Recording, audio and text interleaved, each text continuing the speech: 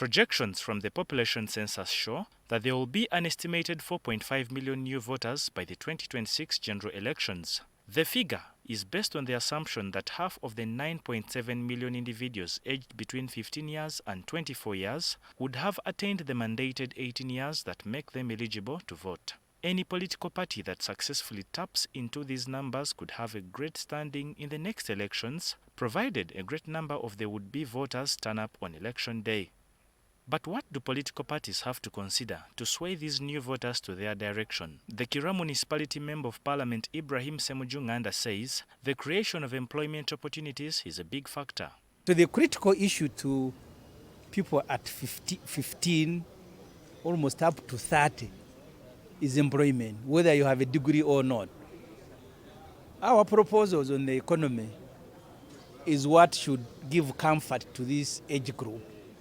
So we will need to speak to issues of employment and unemployment first, but you can only deal with employment if you get the structures of the economy right.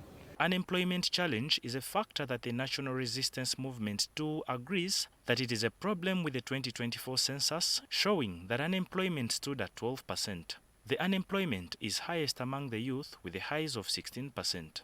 Emmanuel Dombo, the Director of Information and Publicity at the National Resistance Movement Secretariat, however, says the unemployment is not a reason enough to sway away the new voters from the ruling government. How we have been extending our cooperation with the ghetto youth, giving them a myoga funds to enable them to do private investments, giving them skilling, the presidential initiative on skilling. This is something that has enabled the young people who didn't know, who didn't have any skill, who couldn't survive anywhere.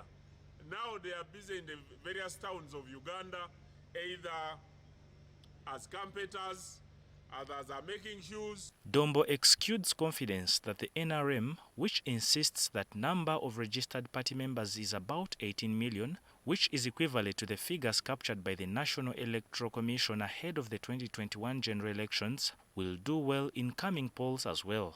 When we recently conducted the registration exercise, our outturn was about 18.3 million registered members of NRM. But the young people who were in school and universities, they were not registered. We believe when we go back for the update after digitization, this number could go up to about 19 or 20 million. However, Kampala Lord Mayor Elias Lukwago says the numbers being thrown around are concocted. The figures, the authenticity, the veracity of those figures is questionable. Without it, there's something which is not adding up. If you check the records of the EC right now, they will tell you currently we have 18 million registered voters. And from the just released census here, they are telling us that 50% of Ugandans are minors. They are below age, meaning they are not qualified to vote. So if we have 46 million Ugandans, 23 are children.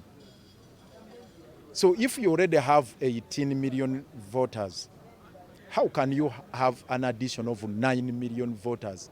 Lukwago argues that it is baseless to formulate any strategies and manifesto to sway voters to a certain direction, arguing that the opposition have always been rigged out in the elections. These are fictitious figures. They are definitely cooked up.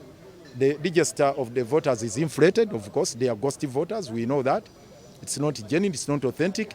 And also the results from the census are all equally doctored. So that's where we are, dealing with the fictitious figures.